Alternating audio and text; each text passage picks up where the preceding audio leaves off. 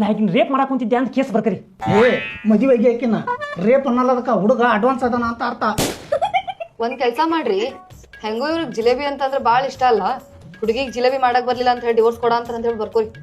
ಬೇರೆ ಇದ್ರ ಕಡೆಯಿಂದ ಮಾಡ್ಸ್ಕೊಂಡ್ ಬರ್ಬೋದು, ಇಲ್ಲ ಅಂಗಡಿಯಾಗ ತಂದು ತಿನ್ಬೋದು. ಹೆಂಡತಿ ಕಾಯಾಗಿಂದ ಮಾಡ್ಸ್ಕೊಂಡ್ ತಿನ್ಬೇಕಂತಂದ್ರ ಇದು ಭಾಳ ಹೊಲಸ ಬಿಟ್ಟಾಕತಿ. ಜಿಲೇಬಿ ಮಾಡಕ್ಕೆ ಬರಲಿಲ್ಲ ಅಂಥೇಳಿ ಕೋರ್ಟ್ನಾಗ ಕೇಸ್ ಹಾಕಿದ್ರೆ ಜನಕ್ಕೆ ಗೊತ್ತಾದ್ರೆ ಬೂಟ್ ತಗೊಂಡು ಹೊಡಿತಾರೆ. ಈ ಜಿಲೇಬಿ ಕತ್ತಿ ಬಿಡ್ರಿ.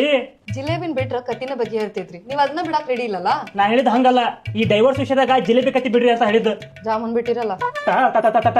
ವಕೀಲ್ರ ಸುಮ್ನ ಕುಂತಿರಲ್ಲ, ನೀವೇನಿಲ್ಲ ಹನಿಮೂನ್ ಮಾಡ್ತಾ ಕುಂತಿರೇನ? ಮಾತಾಡ್ರಿ, ಏನಾರ ಒಂದು ಕಾರಣ ಹುಡುಕ್ರಿ. ಕಣ್ಣಿಗೆ ಕಾಣ್ಬಾರ್ದು ಅಂತ ಕಾರಣ ಹುಡುಕಿ ನಮ್ಮಿಬ್ಬರಿಗೆ ಡೈವರ್ಸ್ ಕೊಡ್ತೀರಿ. ಒಟ್ ನಂಗೆ ಡೈವರ್ಸ್ ಬೇಕಷ್ಟ. ನಾ ಏನಾರ ಒಂದು ಪಾಯಿಂಟ್ ಸೆಕೆಂತಾನೆ ಏನುವಾ, ನಿನಗೆ ಡೈವರ್ಸಿನ ಬಗ್ಗೆ ಏನು ಅಭ್ಯಂತರ ಇಲ್ಲನವಾ? ಅಭ್ಯಂತರ ಇಲ್ಲ ಅಂತಾನ ಇಲ್ಲಿ ಮಠ ಬಂದೇನಿ. ವಕೀಲ್ರ ನಿಮ್ಮ ಪ್ರೊಸೆಸ್ ಏನೇನೈತೆ ಎಲ್ಲ ಮುಗಿಸಿ ನಮ್ಮಿಬ್ಬರಿಗೆ ಡೈವರ್ಸ್ ಕೊಡಿಸ್ಬಿಡ್ರಿ. ಜಲ್ದಿ ಮುಗಿಸ್ಬಿಡ್ರಿ ವಕೀಲ್ರ. ಬೇಡಾದವ್ರಿಗೆ ಬೇಸರ ಆಗಿರೋದಕ್ಕಿಂತ ಬೇಕಾದವ್ರಿಗೆ ಬಸರ ಆಗೋದು ಚಲೋ. ಸಂಜಾ ಜಿಲೇಬಿ ಮುರಿದು ಬಾಯಿಗೆ ಬಿತ್ತಲೆ. ಸರಿ ಸರಿ ಬರ್ರಿ, ಇಲ್ಲಿ ಒಂದು ಸೈ ಮಾಡ್ಬರ್ರಿ. ಇಲ್ಲಿ ಮಾಡ್ರಿ.